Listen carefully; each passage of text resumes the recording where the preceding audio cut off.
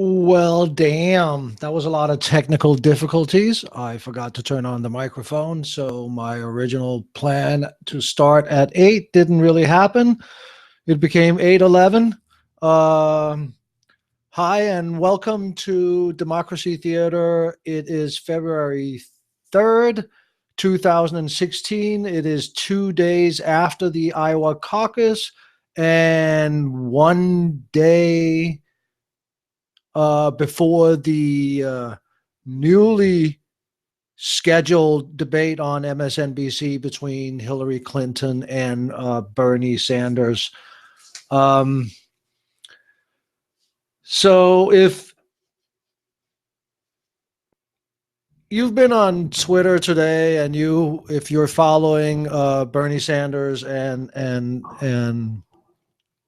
Hillary Clinton, and if you're following the conversation on mainstream media, the dust up today has been a question was posed to Bernie Sanders whether or not he thought that Hillary Clinton was a progressive, and he basically said, "Yeah, sometimes," and then sometimes she's not, which was if you looked at when it happened, I thought I could sense a little smirk from him. He knew it was a dig. It wasn't a personal dig, but it was a dust up that he didn't really need to start, but that he did. Uh, or whether or not he was smirking because he was waiting for that opportunity because he wanted to do it. What do I know? Either way, I'm pretty sure I saw a little grin there, a little bit of satisfaction. Um, so Hillary Clinton took offense to that, and as usual, she said it was a low blow. So here we go again, playing the victim. Um, Instead of just saying, "Hey, listen, he's a progressive, okay, and I'm whatever it is she says, right? I'm a progressive that wants to get things done." Um, so what is really the difference between them moving forward if we take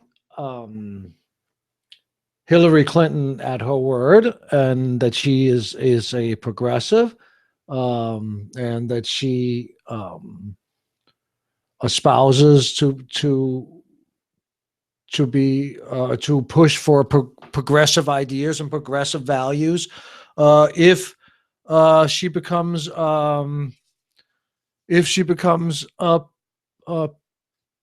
president, and the the difference, I guess, is the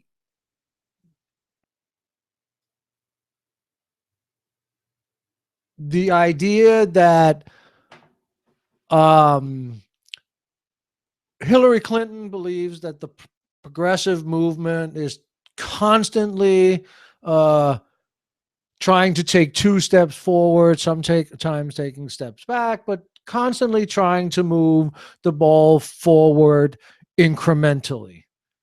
And Mr. Sanders um, is putting out a vision that is saying, "Hey, uh, I want I want for the country, or I represent a group of people in the country, and we want big changes. We want to see change in our lifetime. We want to enjoy and be part of reaping the benefits of mankind's progress too in our lifetime." And Hillary Clinton is saying that we need to, conserve and and build on that, which kind of is conservative, right? But let's not hang ourselves on that too much. One of her spokesperson were in an interview with Chris Hayes on MSNBC today, and he was espousing that Bernie Sanders was, and that was Joel Benison, Joel Benison, a spokesperson for Hillary Clinton. He said that Bernie Sanders was not the standard of what progressives, what is progressive. And he also said something that was funny because he was pushed on whether or not Hillary Clinton is a consistent progressive. And one of the things that Chris Hayes tried to point to was her vote on the Iraq War. And Joel Benison pushed back on that by saying that, and I'm pretty sure I heard this correctly, that progressive values and the vision of that progressives have does not include a foreign policy. So therefore, Hillary Clinton's vote on the Iraq War was not a vote taken based on progressive values. I guess that's what he's trying to say, which is very, very, very strange to me for me to say that, right? So he said that Mr. Sanders was not the standard bearer for what progressivism is, and I take issue with that. I would say that the two most progressive people in American national politics today is Bernie Sanders and Senator Elizabeth Warren. I mean, did you see her speech on the Senate floor about her criminal justice speech? Right? I actually think that she is doing some. I think she's supporting Bernie Sanders, by the way, just to be clear. But those two people are the most known progressives in America on the national stage. Yes, they are what progressiveness or vision or what progressive politics are in America today. I'm sorry, Joel, but you're totally and utterly wrong. Obviously,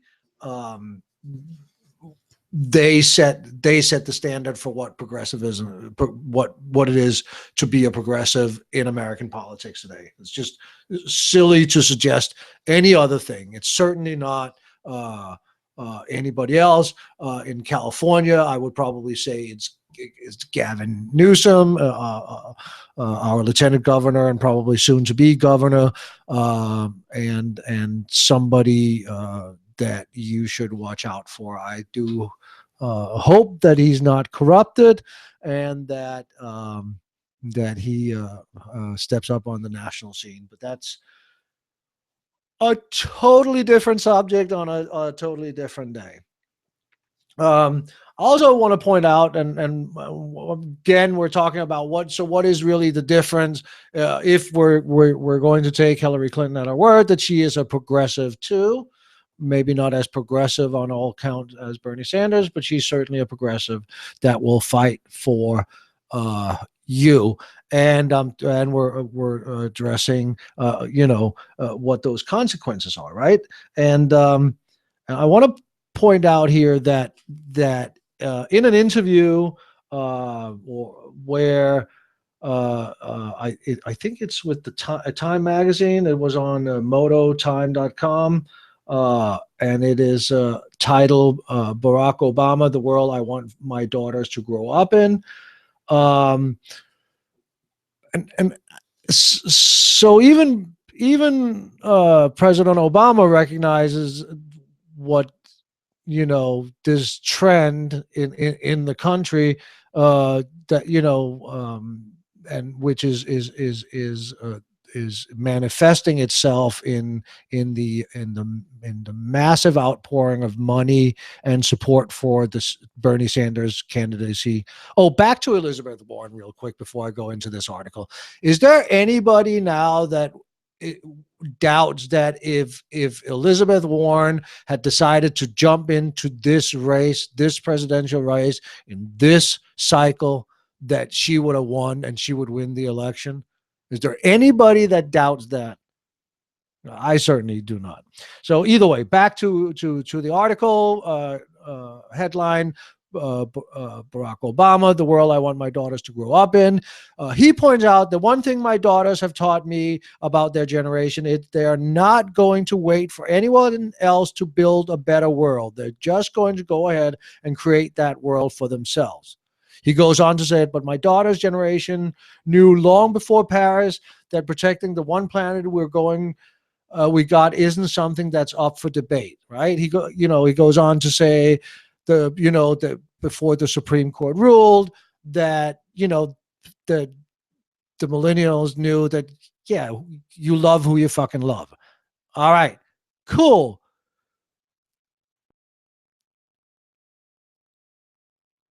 So he's kind of pointing out that's what's going on, right? And I'll and then that's what I want. I'm not a millennial, as you can probably see, but I wish I was. It's a dynamic, beautiful, forward-looking, forward-marching generation. At least everybody that I have encountered. But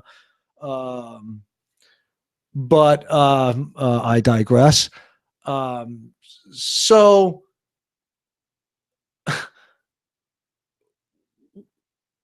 the president recognizes this. That's what's behind the surge for Bernie Sanders, amongst other things, right? Or at this point, this is what's carrying Bernie Sanders at this point. Can't carry Bernie Sanders to the finish line as a winner, but this is certainly what's sustaining his candidacy now, is that he is representing that. He is representing the now. He is representing the I want this progress in my lifetime. We're not waiting another generation to do what is right for everybody, right? So the flip coin of that is then, I guess, Hillary Clinton, who is arguing that, there's a structure and there are people at the levers of power, and things just can't happen like that. And I'm really trying not to put like a negative tone on that, but it is hard, and that you take some things and you give some things, right? And I guess, that's called incrementalism, right? We move forward in increments, and that's what we're doing. But doing that and having that philosophy has real world consequences, right? Take, for example, the water crisis in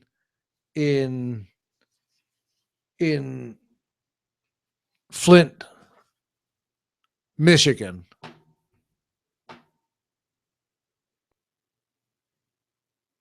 Think about that. If you haven't heard about it, a city manager took over for the duly elected mayor and whatever the hell councilman members. He was installed by the governor He had king-like powers. He exercised those powers by trying to save a little bit of money on the water that they use. So he flipped from one supply to the Michigan River. Michigan River water was much more coarse. They already knew that, and there was something that they could have put in the water, but they decided not to do that because they said, hey, we can wait and see what happens.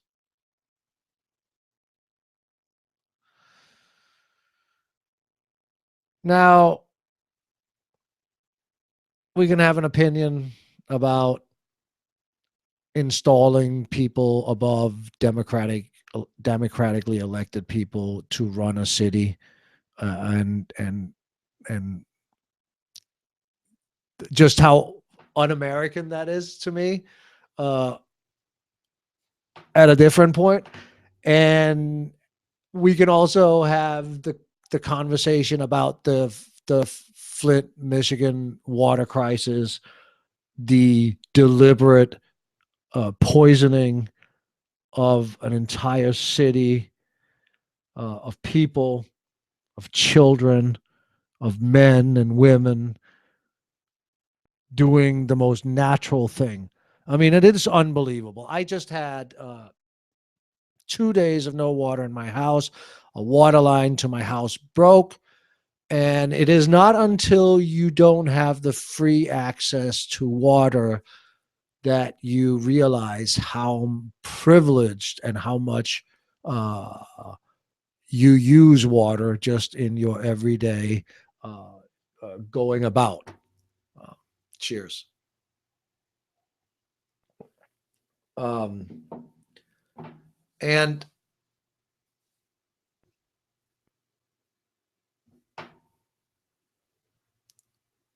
I understand that today they had a Senate hearing in Congress. Elijah Wood eloquently was very mad, said some things. Obviously, it's a Republican-run hearing, so I'm sure there's problems with the witness. I didn't really pay attention to that, but what is really, to me, this is a symbol of what's going on in Flint with the water crisis. Is to me a perfect example of what incrementalism is getting us, and what this kind of I don't know what, but let's be clear. Everybody knows what needs to be done, right? Every pipe needs to be pulled out of every house, every pipe in the street, all the pipes need to be pulled out, and new pipes have to be put down. That's what needs to happen now. Not a week from now, not a month from now, not after 6 months of hearings, local hearings and congressional national hearings, so politicians can even in with the best intention can grandstand in front of the media and yell at people. Well, how the fuck does that give water to a child that they can feel safe drinking, or to a parent to give to their children? Water. Water.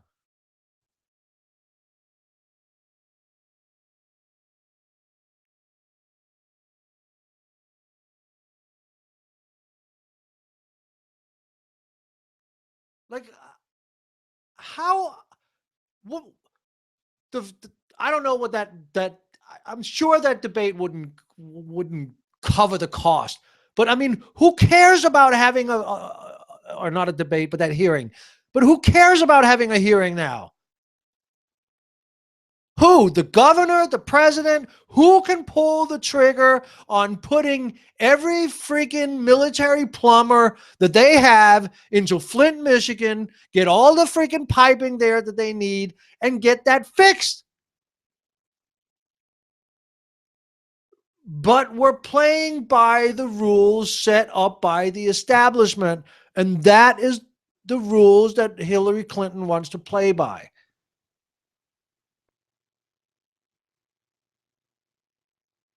Now, I don't know about you, but I think that most of the problems that we have in this country, there are smart people that have solutions to those.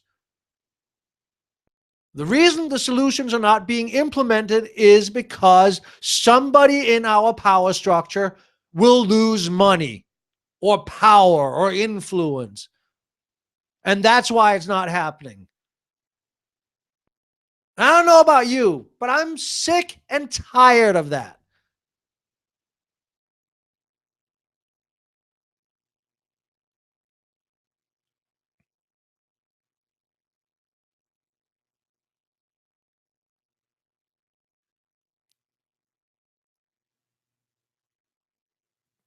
It is unbelievable to me that we have a city where the people are being poisoned by their government, and we have people in government standing around pointing fucking fingers at each other and not finding somebody that can pull the damn trigger and get some freaking plumbers and some piping to Flint, Michigan and fix this.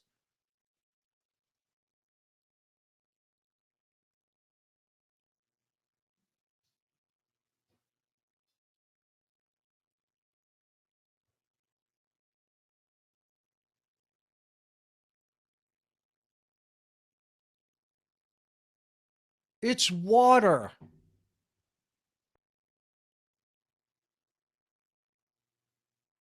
They can't go to their faucet and turn it on and put a glass there and drink it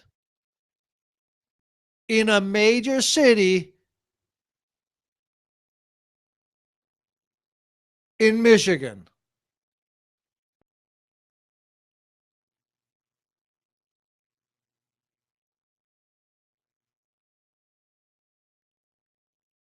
This is America.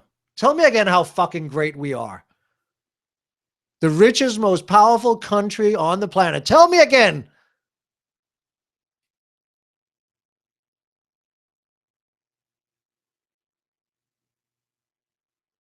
That to me is the difference between people that want what is right and what is fair, what is good for the vast majority of people done now, not a generation from now. We're not waiting anymore. There is no need to wait. We have the technology, we have the money.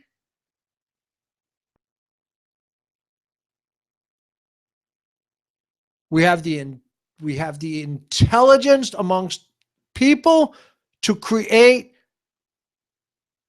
a fairer and more just society today.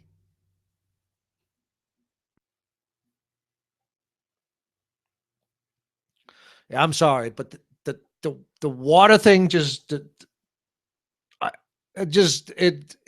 just boggles my mind. It makes me angry that we are just treating our fellow Americans like that. I don't give a shit who's responsible right now for creating the problem. I am very, very interested in knowing who is holding up fixing it. I think I saw a Rachel Maddow segment where she was talking to a plumber, and he said that it could be done very, very quickly. And I don't want to hear a fucking word about the money.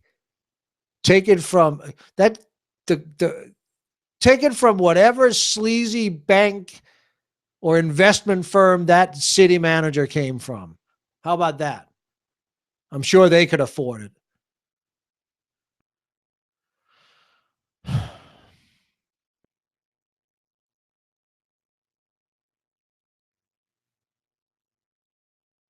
I don't know.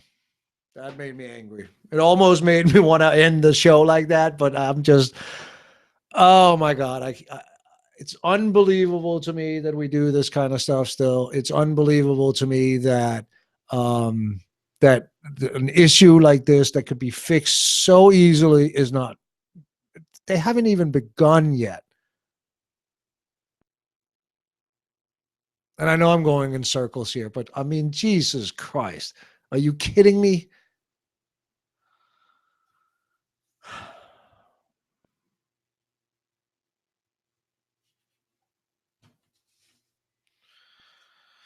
So another thing that has been going on in the Bernie Sanders and Hillary Clinton back and forth is a conversation about electability. Now, obviously, the Clinton camp is hitting Bernie Sanders um, on electability. They love pulling out, these self-declared socialists. Uh, uh, in every mainstream, even on MSNBC, like on every, they got to pull that out. And I really wish that somebody would tell Bernie Sanders to call himself a social democrat. Even if he needs to put European on it, then do that. Although that might not help. And so uh, so that's the main complaint. He's a socialist, and that the things that it's his electability, right? Then in detail they go in and they talk about his proposals are fantastical, and they're just sandcastles and so forth and so on. And I mean, come on, there's no doubt, and you have to be honest with ourselves, right? There's no doubt that even if Bernie Sanders uh, should somehow pull a white rabbit out of his hat and um, and win the Democratic nomination, and after winning the Democratic nomination, then actually getting the nomination at the convention, because I am hearing some mumblings that the Democratic Party is in the end just not going to let a so-called non-Democrat uh, um, uh, be the candidate for president for the Democratic Party. By the way, I would say that the Democratic Party has moved away from what it means to be a Democrat, and Bernie Sanders is an old-fashioned Democrat. But that's also for a different show.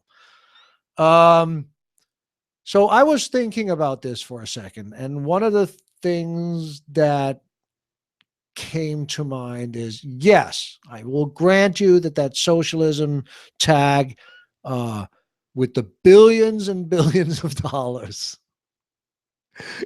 Like if Bernie Sanders wins, the opposition money that will be thrown into this election is going to be unbelievable. I can't even begin to imagine uh, the amount of money the establishment, the Wall Street, the pharmaceutical industry, the health insurance industry. I mean, Bernie Sanders has declared that the vulture capitalism days are over if he becomes president, and that he will stop them from picking what is left on the bones of the American middle class, right? So again, so back to the electability. And yes, I believe the socialism thing will be hard to overcome for Bernie Sanders. Um, I saw a segment on CNN where it was pointed out very, very clearly that he was Jewish. Not sure if that is still a derogatory, if that's the handicap in the vast uh, majority of America. I doubt that. I don't think so.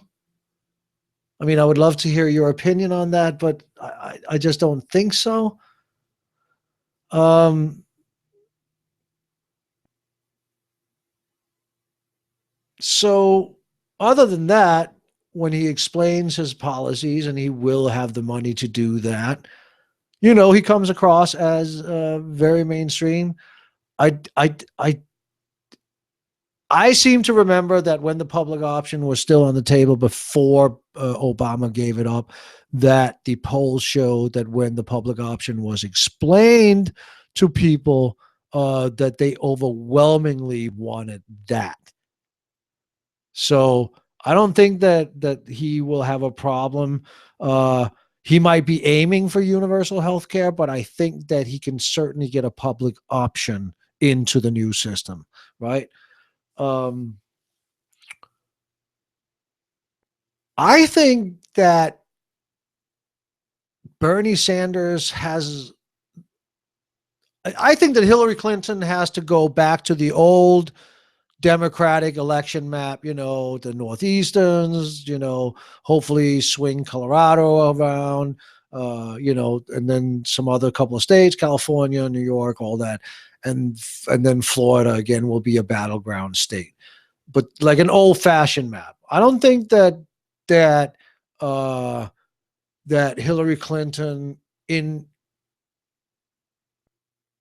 any way, shape, or form believes that they can put together um, a um, um, a um,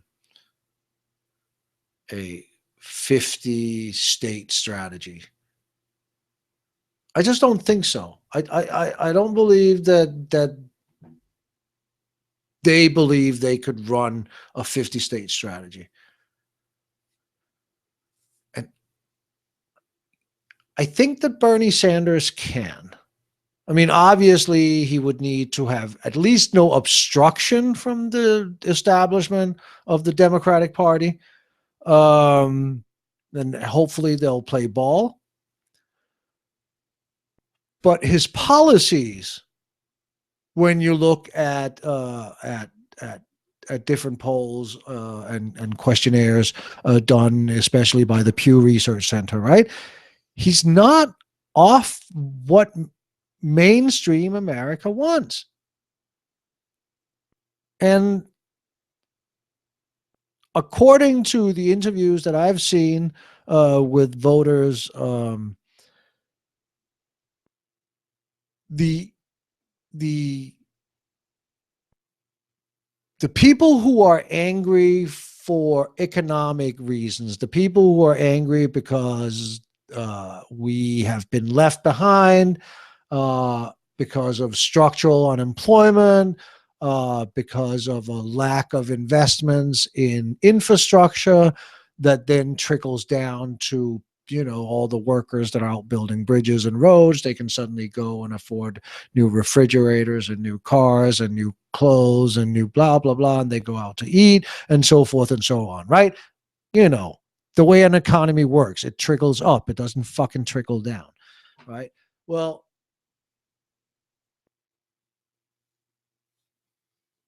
color me crazy, but I think that Bernie Sanders can speak to that group of people in the Republican Party in the primary.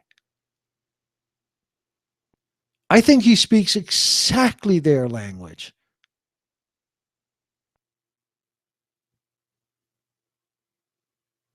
I think that his economic message, his message about holding uh,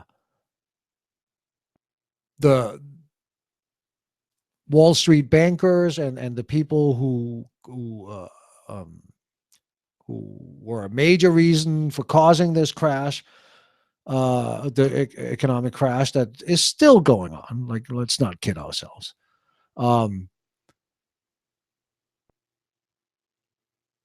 I think his social justice message carries over. I think he could. I think he has a broader map to the presidency than Hillary Clinton has. Again, I call me crazy, but I mean, there are people that dislike, I mean, hate Hillary Clinton for whatever crazy reason. I mean, so much that I think that they would refuse a glass of water from her even if they were dying of thirst. And Bernie Sanders does not have those negatives. And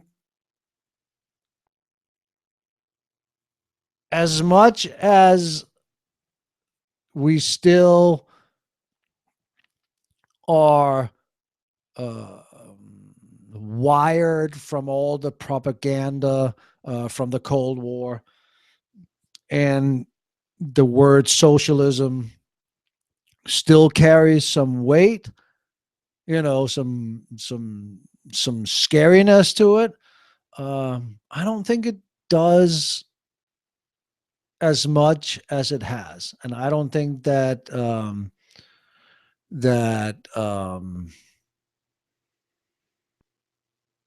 yeah, I don't think it will during the election. So I'm not. I mean, what, Rubio, Cruz, Trump, Kasich.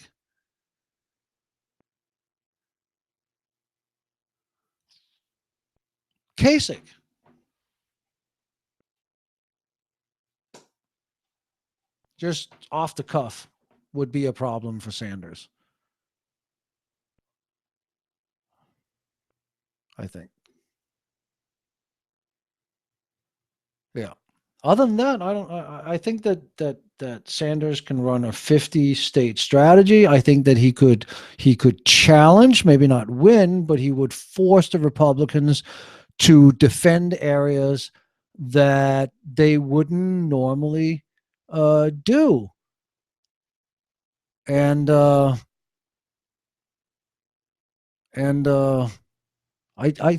yeah, I think that Democrats would be pleasantly surprised if the campaign was run right, and there was at least no obstruction from the establishment of the Democratic Party. I think that they would be pleasantly surprised with what a Bernie Sanders candidacy can do on the national stage. I think that he is not that much out of the mainstream, and I think that Hillary Clinton is much more limited for so many reasons. I think that is where we will end it tonight. It has been a pleasure. Thank you all for viewing. Again, you can follow me on Twitter, Democracy Theater, on Facebook. I will continue to show up here, hopefully every day around 8, and not have as many technical difficulties as I had starting the show today. Yeah, think about it. I think that Bernie Sanders has a wider map to the White House than Hillary Clinton does. I think that Hillary Clinton's map to the White House is much more traditionally Democratic, the typical Democratic states, and then we're going to fight over Florida and Colorado again. But I think that Bernie Sanders, as long as he can get over the attack on what socialism is, and as long as socialism doesn't have that bite amongst the American voters as it used to, I think that he can speak on socioeconomic issues to a much wider swath of of the American electorate, and therefore has a much wider access to the White House. All right. I hope you all have a wonderful, beautiful evening, and I will be back on here again tomorrow at 8 p.m. Pacific Standard Time. Be safe, take care of yourself, and take care of each other. Bye.